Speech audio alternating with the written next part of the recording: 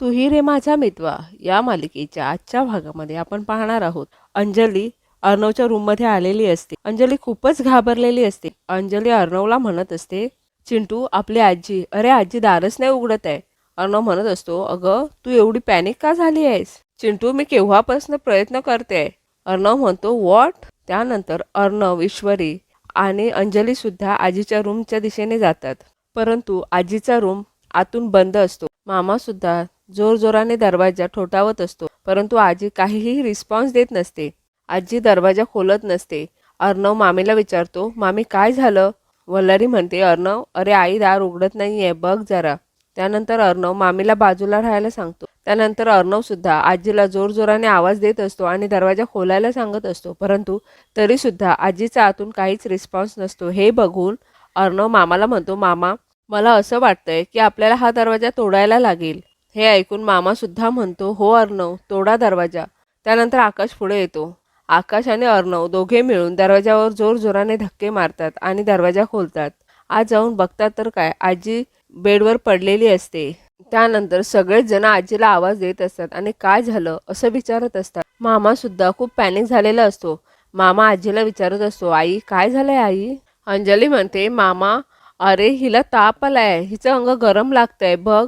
त्यानंतर मामा सुद्धा आजीच्या अंगाला हात लावून बघतो आणि मामा म्हणतो, अगं हो ग.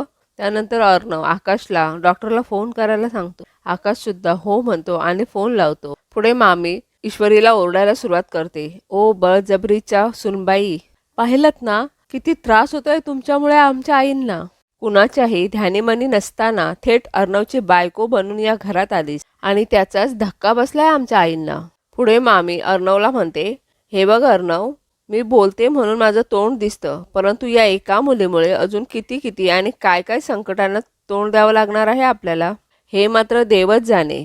मामा वल्लरीला म्हणतो, वल्लरी तुला जर आईची काळजी असेल ना तर तू जरा शांत राहशील. वल्लरी म्हणते, अहो आईंची खूप काळजी आहे म्हणूनच बोलते ना, जीव खूप तुटतो आईंसाठी. ईश्वरीला मात्र या गोष्टीत खूप वाईट वाटत असतं. मामाला मात्र खूप टेन्शन आलेलं असतं, परंतु अर्णव मामाला धीर देत असतो. अर्णव म्हणत असतो, मामा काही होणार नाही आजीला, तू टेन्शन घेऊ नकोस.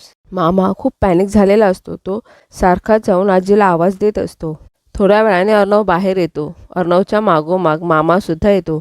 मामा अर्णवला म्हणतो, अर्णव तुला तर माहितीच आहे आईचा पत्रिका वगैरे या गोष्टींवर केवढा विश्वास आहे. ईश्वरी तुझ्यासाठी योग्य नाही हे अगदी मनात पक्क करून घेतलंय तिने आणि त्यामुळेच या सगळ्याचं तिला टेन्शन आलंय. खूप मोठा धसका घेतलाय या सगळ्याचा तिने. पुढे मामा म्हणतो, आणि स्पष्टच सांगू का, आईचं वय बघता आता ती जास्त टेन्शन नाही सहन करू शकणार. ही परिस्थिती बदलली नाही तर. एवढ्यात अर्णव म्हणतो, मला माहिती आहे मामा. अर्णव सुद्धा खूप टेन्शनमध्ये असतो. अर्णव म्हणत असतो, मी काय करू तेच कळत नाही आहे मला. इकडे मिस इंदोर मला आपल्या लाईफमधला सगळ्यात मोठा विलन समजते, ती सतत मला ब्लेम करत असते, आणि दुसरीकडे मी लग्न केलंय म्हणून आजी हर्ट झाली आहे. माझ्यावरचा विश्वासच उडालाय तिचा. मामा तुला माहिती आहे ना दोघीही माझ्यासाठी किती महत्त्वाचे आहेत ते. मामा म्हणतो, हो अर्णव माहिती आहे मला. अर्णव म्हणत असतो, इंटेन्शन चुकीचं नव्हतं अरे माझं, पण दोघींचंही सॉलिड मिसअंडरस्टँडिंग झालंय माझ्याबद्दल. दोघींचंही दुःख बघवत नाही आहे मला. पुढे काय करायचं, दोघींनाही आनंदी कसं ठेवायचं खरंच कळत नाही आहे मला. यावर मामा म्हणतो, अर्णव कळतंय मला, सगळं कळतंय मला, यावर उपायसुद्धा तुला शोधावा लागेल.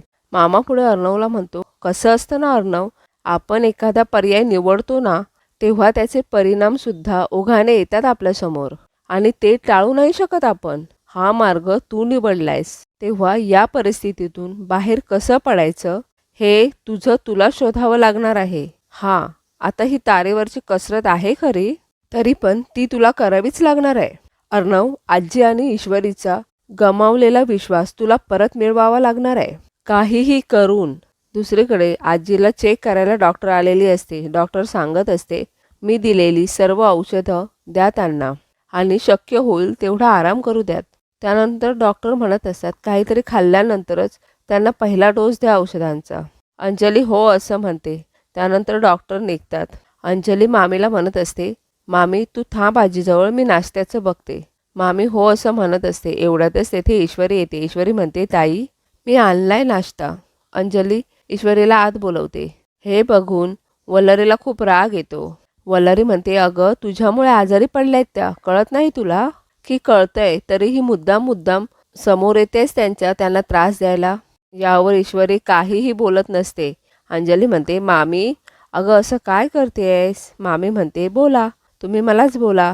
मामी म्हणते, परंतु एक दिवस ही बळजबरीची सुनबाई आपल्या सगळ्यांच्या डोक्यावर मिऱ्या वाटेल ना, तेव्हा कळेल मी काय म्हणत होते ते.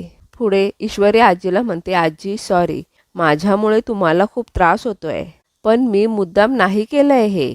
मला माहिती असतं ना हे सगळं असं घडणार आहे तर मी हे स्वतः थांबवलं असतं. प्लीज माझ्यावर विश्वास ठेवा. मला खरंच याच्यातलं काहीही माहिती नव्हतं आणि माझ्या हातातही काही नव्हतं. पण तुम्हाला जशी हवी तशी सून होण्याची मी नक्की कोशिश करेन. वल्लरी म्हणते, नक्की कोशिश करेन.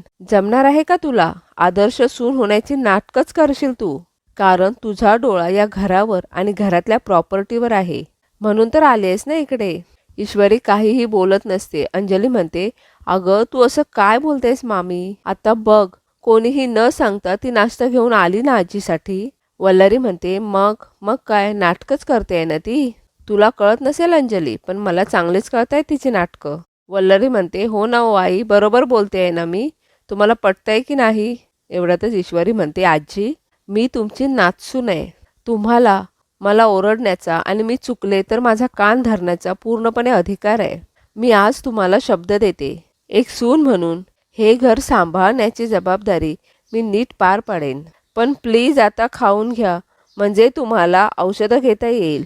एवढ्यात आजी म्हणते, घर सांभाळण्याचा अधिकार मी तुला दिलेला नाही अजून, घेऊन जाते सगळं. अंजली म्हणत असते, अगं आजी थोडं तरी खाऊन घे ग. त्यानंतर ईश्वरी म्हणत असते, आजी प्लीज माझ्यावरचा राग खाण्यावरती. एवढ्यातच आजी वल्लरीला म्हणते, वल्लरी मी यातला एक घासही खाणार नाहीये, तू माझ्यासाठी नाश्ता घेऊन ये. हे ऐकून वल्लरी म्हणते, मी? हो आणते ना आई, मी तुमच्यासाठी छान ज्यूस बनवते, ज्यूस पटकन होईल. असं म्हणून वल्लरी आत निघून जाते. हे बघून ईश्वरीला खूप वाईट वाटतं. ईश्वरी तेथून निघून जाते. ईश्वरी बाहेर येते. तिला खूप वाईट वाटत असतं. तिला आजीचे शब्द आठवत असतात, घर सांभाळण्याचा अधिकार मी तुला दिलेला नाही. हे आठवून ईश्वरी खूप रडत असते. ईश्वरी तेथेच उभी राहून खूप रडत असते. एवढ्यातच अर्णव तिच्या मागून तेथे येतो. अर्णवला सुद्धा ईश्वरी रडत असल्याचं कळतं. अर्णव म्हणतो, मिस इंदौर. एवढ्यातच ईश्वरी म्हणते, तुम्ही ना? एवढ्यातच अर्णव म्हणतो, तुझ्या आईचा फोन आहे. ईश्वरी लगेच अर्णवच्या हातातून आपल्या आईचा फोन घेते आणि आपल्या आईशी बोलू लागते. ईश्वरीची आई ईश्वरीला विचारत असते, हॅलो इशू, सगळं ठीक आहे ना तेथे? आणि फोन का उचलत नव्हतीस तू? ईश्वरी म्हणत असते, खोलीत राहिलाय बहुतेक. आई म्हणते, हो का, बरं. त्यानंतर ईश्वरीची आई म्हणते, अगं नमू म्हणत होती तेथे सगळं सुरळीत सुरू होत आहे हळूहळू, आणि म्हणाली तुझ्या सासरचे सगळे छान आहेत आणि मला खात्री आहे ना माझ्या मुलीबद्दल, हळूहळू सगळ्यांची मनं जिंकून घेईल ती. हे सगळं ऐकून ईश्वरीला खूप रडू येत असतं. त्यानंतर ईश्वरीची आई म्हणते, इशू. पुढे ईश्वरी म्हणते, हो अगं आई, सगळं छान आहे इकडे. ईश्वरीची आई म्हणते, इशू आपण दुसऱ्याशी छान वागलं तर समोरचा कशाला आपल्याशी वाईट वागेल, हो की नाही? ईश्वरी म्हणते, आई तू काळजी नको करूस माझी, फिकर नॉट. ईश्वरीची आई म्हणते, बरं वाटलं हां तुझं हे सगळं ऐकून.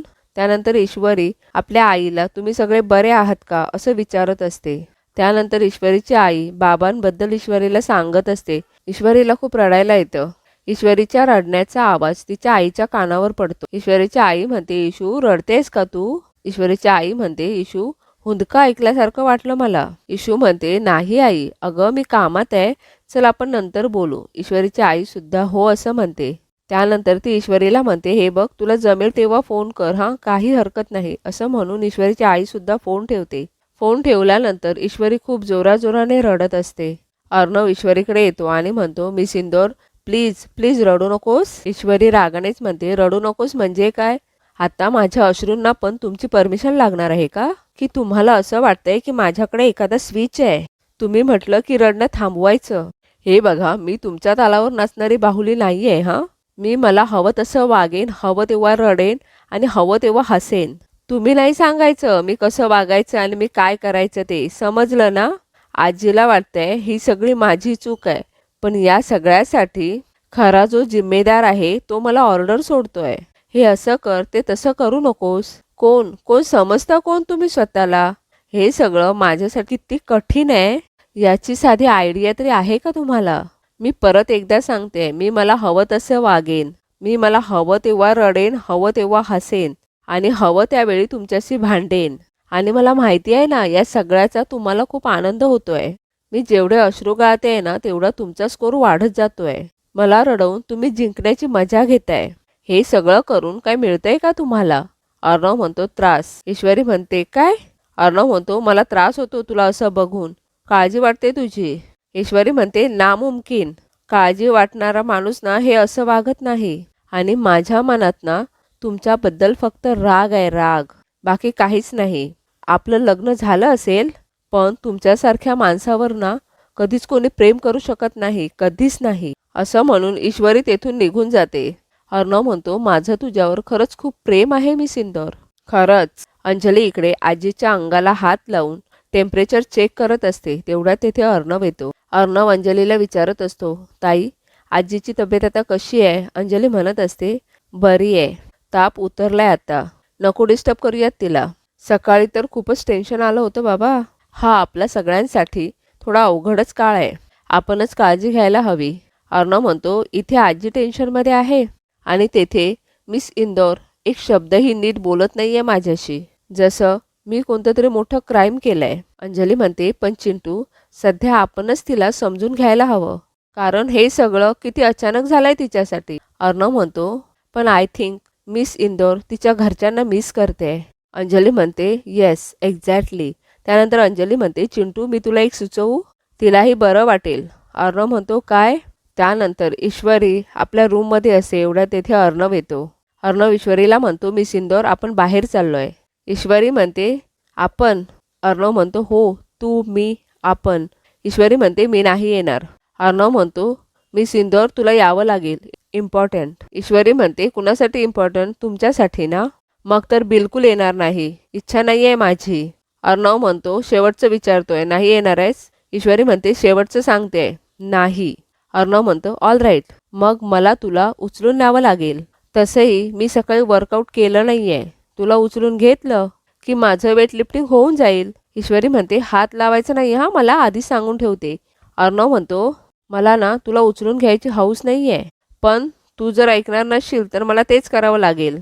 त्यानंतर अर्णव ईश्वरीच्या जवळ जवळ जात असतो. ईश्वरी म्हणत असते मी सांगितलं ना पुढे नाही यायचं. अर्णव ईश्वरीला म्हणतो कुठे जातोय, विचारणार नाहीयेस? ईश्वरी म्हणते कुठे का जा, मला काय करायचंय? अर्णव म्हणतो ऑल राईट मी एकटाच जातो, तू येऊ नकोस. ताई काय बरं म्हणाली होती? मांडव. ईश्वरी म्हणते मांडव परतवणी. अर्णव म्हणतो एक्झॅक्टली मांडव परतवणी. तू नको येऊस, मी जातो एकटा. आपण एक नवीन पद्धत सुरू करूयात. या रिच्युअलसाठी जावई एकटाच बायकोच्या माहेरी जातो. Okay bye. असं म्हणून अर्णव जात असतो. एवढ्यातच ईश्वरी म्हणते अहो थांबा, हे असं एकटे नाही जाऊ शकत तुम्ही माझ्या घरी. अर्णव म्हणतो म्हणजे तू येणार आहेस? ईश्वरी म्हणत असते मी. अर्णव म्हणतो नको येऊस तू, मी जाईन एकटा. ईश्वरी म्हणते अर्णव सर. अर्णव म्हणतो काही निरोप द्यायचा आहे का आईबाबांना? तू सतत भांडत असतेस, सतत बडबड करत असतेस. ईश्वरी म्हणते मी येते तुमच्यासोबत. हे ऐकून अर्णव गालातल्या गालात हसत असतो. अर्णव म्हणतो पण मी तर कुठे जातच नाही आहे, मी फक्त मस्करी करत होतो. एवढ्यात ईश्वरीला अर्णवचा खूप राग येतो. ईश्वरी म्हणते तुम्ही ना? अर्णव म्हणतो चल लवकर आवर पटकन.